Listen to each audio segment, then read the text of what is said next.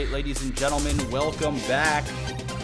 We're getting ready to jump into Game 4. Jeff. Yeah. Did we cure cancer yet? I don't think so. We're getting close. How close are we? We're like $400 away from curing possible cancer. We need to speed that up. We need to speed that up. Big shout out, guys. That's like $500. $500 since across we started. 3 games is frickin' epic, and you guys should be very proud of yourselves. I want everybody in the chat to put a /me space slow clap. 2-finger slow clap. It's like you're watching golf. Good job, ladies. We're going into Game 4. Brace yourselves. Brace it. Brace it. All right, guys, here we go. Yes, the donation is supposed to go to that person. That's just the person that controls the, wait a minute. No, wait. Yes, if it's a chip-in, then yeah, yes. Yeah. Okay, ladies and gentlemen, welcome back to game number 4. Between. What's Kane's theme song that he uses? Oh, crap. Now that you've said that, I'm not going to be able to think of it. I was going to do that theme song for the noise. Damn. Why don't we just do Triple H's? Do you know Triple H's? Game? No. I know. Break the wall down! Jericho? Jericho. Yeah? Yeah, that's good. Jericho's not bad. I like Jericho. And he's Canadian. Yeah. So, yeah. Starting up here in the top right position, we have Saro, and down bottom left, we have once again Kane. Kane up 2-1 in this series. Game 1 losing from Epic Storms. Question is he going to allow Saro to get high temps and storm again? So far, and no dice. No dice at all. Cloud Kingdom, probably my favorite map in the pool. I've said it 1,000 times. I really enjoy this map. It basically allows for some really epic mid-map battles, and it never seems to fail in that regard. And it's a very fair map, too. It's an incredibly fair map. It might be... I really liked Metalopolis before because I felt that it was pretty damn balanced. Now I like this because I feel it is pretty damn balanced. It's I don't know if there's another map. Maybe Antigua would be the next closest thing to well, what do you think about Antigua's Protoss map or Terran map? Terran, man. Terran map? Terran drops in Antigua are kind of brutal. Are nightmares on Elm Street. But those are the worst because you get sucked into beds and shit, and it's just and fountains of blood. Terrible. Are the worst. Terrible. Oh, and then you get pulled through like the peephole and shit in doors and stuff. Like there's not cool. That used to scare the shit out of me when I was a kid. For good reason. Yeah, it was some creepy, and you know what? The movie was for like friggin'. I feel like they were made for kids too, to like scare kids. Absolutely. Because it was like about nightmares and there was always children and stuff. Yeah. You know, now we've got like horror films that are like directed towards like paranormal activities, so that like some young adults and stuff would go watch. Go watch that. But like Chucky and Freddy, like they were there to ruin kids' lives. And they did. You're friggin' right, they did. Actually, Chucky I laughed at. I'm not gonna lie. No, man, I used to be petrified of Freddy and Chucky. They used to scare the... Freddy got me. Chucky I laughed at.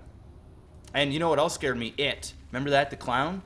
It didn't scare me because I wasn't a big anti-clown person. Are you an anti-clown person? No, like I creepy don't. Clowns? No, I'm not creeped out by them, but I was creeped out by that clown. I remember there was like one scene where he had this balloon, and he like blew the balloon like went underneath the door, and then it just blew itself up, and it said like you're gonna die or something on it, and it was just really creepy. And then it popped when I jumped. That's the worst kind of balloon. Yeah. The ones that tell you you're gonna die. Yeah. It's terrible. And balloons are supposed to be fun, and they're not fun for me. They're supposed to be get well balloons. Yeah. Movie would have been way less scary though if it like blew up underneath the door and was like, "Get well soon," and then it exploded and it was like rainbows and sunshine and a unicorn. Yeah, it would have been pretty bad. It would have been a totally different movie. So, at that point. Let's take a look here. We only have one assimilator down here for Saro, and still no probes mining from it quite yet. The Nexus just went down. Cybernex Core is finishing up. And this tells me we could be seeing an all-in from Saro. That's entirely possible. Yeah, we could be seeing a 7-gate all-in. And you know what? After the last couple of games, he might be saying to himself, hey, I don't think I can beat this guy in a straight-up macro match. The only time I have was with some pretty money storms, So maybe he's feeling this is his only way to take another game off of his opponent. I think so. And that's probably what we're going to end up seeing then. Yep. Now we have to wait and see if Kane is going to bring that Overlord or either one of them across in time to catch this. Yeah, that's so huge. Kane needs to go in and scout the gases. The gases can tell so much for Zerg. Actually, he's supply blocked right now. He was building that hatch, and then he just sort of maybe he's canceled it. I maybe think. he's watching the. Oh, okay. I think he knows. Sees Yeah, okay, he knows. All right, he saw it. Yep. Okay. So yeah, that's it. And there's the information. So he has Boom. it. That's it. He knows. Instant has it. cancel. Boom. Let's put down some spines and build units. He is a knowledgeable son of a bitch now, and there is the first of, I'm sure, probably 3 spine crawlers that will go down up in the front of that to help him protect against this. The warp gate now just finishing for Sorrow. Going to be changing that gateway into it. Another gas going down, and we're getting closer and closer. There's the other 3 gates, and this is going to. Oh, look at this! Overlord catching the pylon. He knows it's within a short moment's time. Yep. He's not. This isn't going to work. I mean, he isn't fully overcommitting. He didn't drop a whole bunch of gates. He's only still on 4 gates, which is totally fine. He's just going to try and apply some pressure here. Sort of like the build that I was talking about last game, where instead he tried to do cannons, where I was like, well, you know, he should warp in 4 sets of units to see what he can do. But when he doesn't have +1 on these zealots, oh my gosh, he just managed to get those zealots off in time. But the question is he going to be able to do anything now with the roaches out? And there is a spine crawler. The roaches are going to be able to kite all day. There's a queen there doing a little bit of DPS as well. No energy for transfuse on that, but it's not going to matter anyway. No dice, no dice. The roaches are going to be able to back this off. The spine crawler does fall, but that's inconsequential at this point. Good hold by Kane. Good map awareness by Kane. Yep. Good everything by Kane. Kane, have my children. Well, okay. Yeah, have his children, Kane. That would hurt, because Kane's a big dude, and he's probably hung like a giraffe. So... Are giraffes really that hung? I don't know. Okay, probably. Elephant. Well, if it matches the neck, if it's all in proportion. Yeah, yeah. Then they're dragging that shit on the ground. They are big time. But you know what's really nice about Sorrow there is the fact that he just did 2 warp cycles and went in. He denied, or he stopped this hatch. And you know what? I think Kane might have thought this out without fully scouting. So he was probably thinking, okay, 1 gas, 7 gate all in. But no, it was just 4 gates with some pressure. So he canceled the hatchery, and the hatchery necessarily didn't have to really be canceled. No. He could have, he had the roaches and the lings. He could have saved that.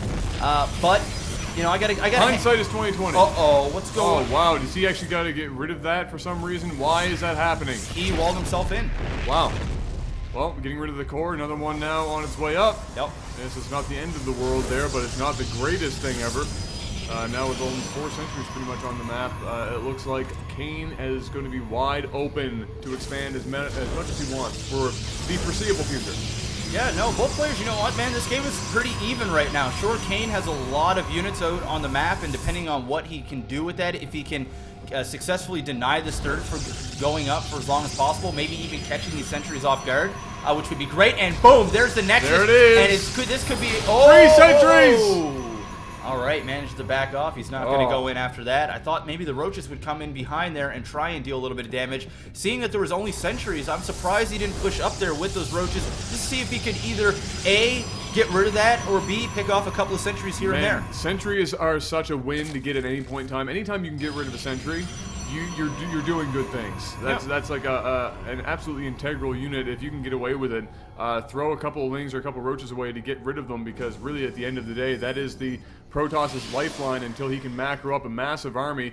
And like you were saying, right now it has kind of evened back out. It seems that neither of the players are looking particularly aggressive. Kane is obviously out on the map and keeping it in control, as he has in basically every game in this series so far. Very good at keeping control on the map and very good with that awareness. As the 4th goes down, it seems that Kane has no plans to do a major push here for some time. Infestors are just starting to come out now, and the upgrades are just about to finish as well. And so we might see some pushing. He might even try and shut that 3rd down. Yeah, no, absolutely. I think that's what he's doing. The Infestors are just about to pop out, and he may go over to that 3rd and see what kind of damage he can do. Yes, and there it is, the Infestors. If he can get off a couple of decent fungals, then he might be able to get rid of quite a bit of sentries. I don't think at this point he's going to be able to get rid of the 3rd altogether, but just keeping Protoss on his toes, making him spend money where he doesn't necessarily want to spend it. Oh, look what's happening down here, Mr. Black. Just a couple of zealots being warped in. That pylon still hidden from near the beginning of the game.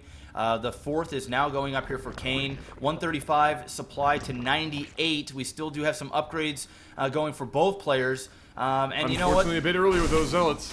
Yeah, the zealots. Yeah, they're gonna fall pretty quick.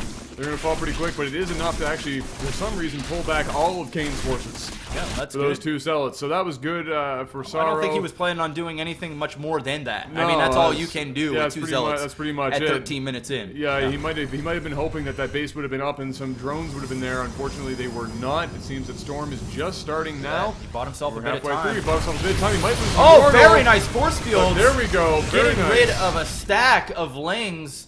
Wow, that was some clutch force fields. Very, very nicely Much placed. better that time. Oh, needs to watch it. The wow. infestors, if he could get. Oh, no. Oh, Two no. huge bungles. A couple of infested Terrans crapping out there. And now, I don't know. No, he doesn't have the vision.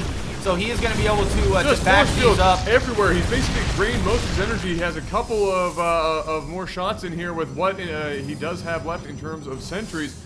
But nice bungles there. Beautiful by bungles. Kane, getting rid of a couple of sentries and really keeping the Protoss back in his base. And I think that's all Kane wants to do right now. Oh, look what he's got. There's the high temps. That's what won him the first game. We know what Saro can do with these bad boys. So we're going to see if he can do that again. He's going to need some sick force fields here. Oh, wow. A lot of infested Terrans. And this is looking real grim here for our Protoss. Decent force Saro. fields there. Very decent force fields.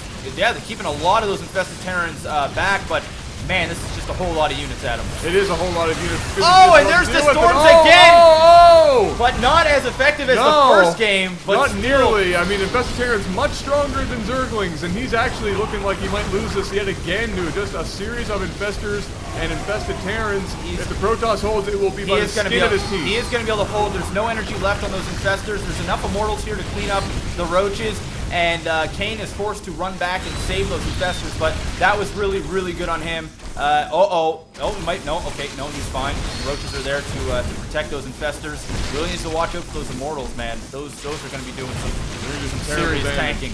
Yeah, and now he's forced to go back, and that was a big, big victory for Kane. I mean, you don't get any bigger than that. He's now on four bases, 194 supply to 107. This is just pure domination. Yeah, and it looks like he's going to try, it looks like Saro, that is going to try and get a little bit more harassment in. And look at this, we're going to shut down this exactly as it goes up. Kane continuing to dominate map control right now as more zealots are warped into the front to keep those immortals alive for as long as possible. And it's not nearly enough. Now we have a little bit more energy, expending pretty much all of it there by the looks of it, with those three zealots doing some damage. But the trade not looking so hot for Saro, and this might be, for all intents and purposes, the shutdown of this base at the very least.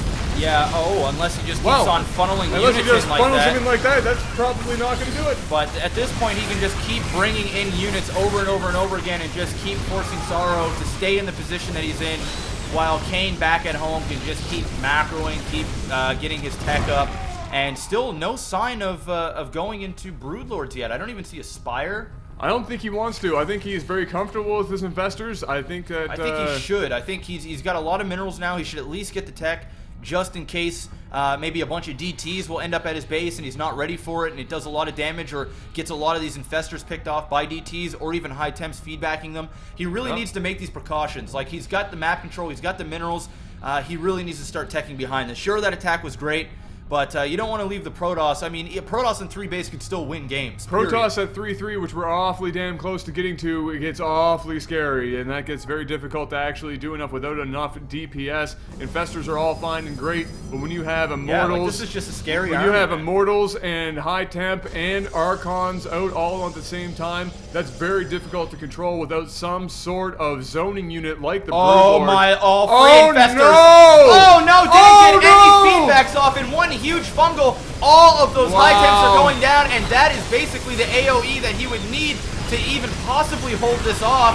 And this is just not, look, that was just terrible for him. That was an unfortunate... He had the opportunity to.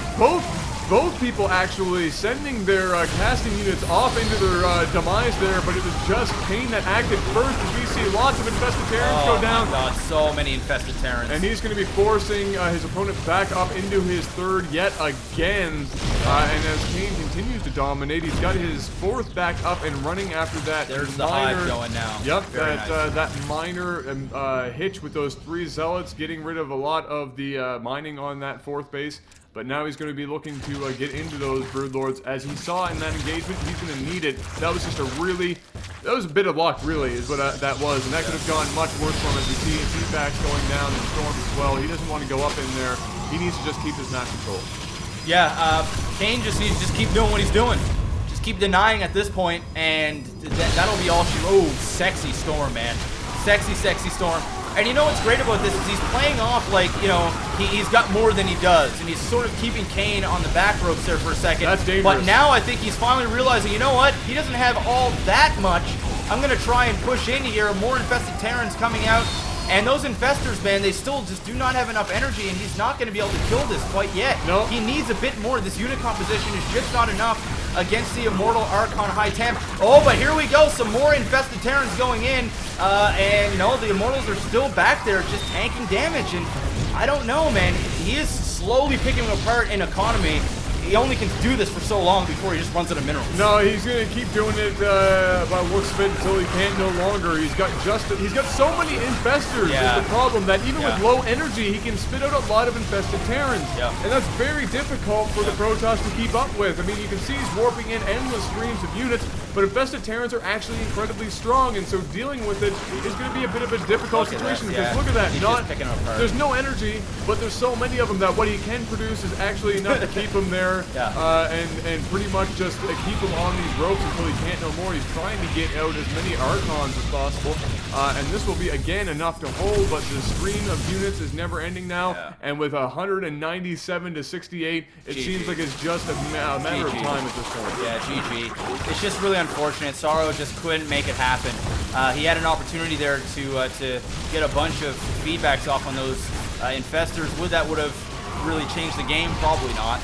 But him losing those high temps for nothing really, really hurt him. Those could have been some decent Storms, Archons, whatever, and that just did not work out for him. Another a huge win there, and a decisive win from Kane. Absolutely. Kane just proving that he is ever so slightly the dominant player in this matchup. Yep. So, guys, that is the third win. Was that it? That was 2-1, I do believe. Now it's 3-1. It is a best of 7. It is a best of 7. Yeah, I'm pretty sure it's 3-1 right now. 3-1. Yeah, 3-1. Oh, so there you have it, ladies and gentlemen. It is time for your probably favorite part of this. We're bringing back the Wubwubs. Bring back those donations. This is the Bell Alliant Fiber Op Fall Cup, brought to you by Frag for Charity. We are raising money for cancer research via Give to Live. If you can give, more people are going to be living out there. Let's kick cancer in the dick. We'll be back soon. I love that.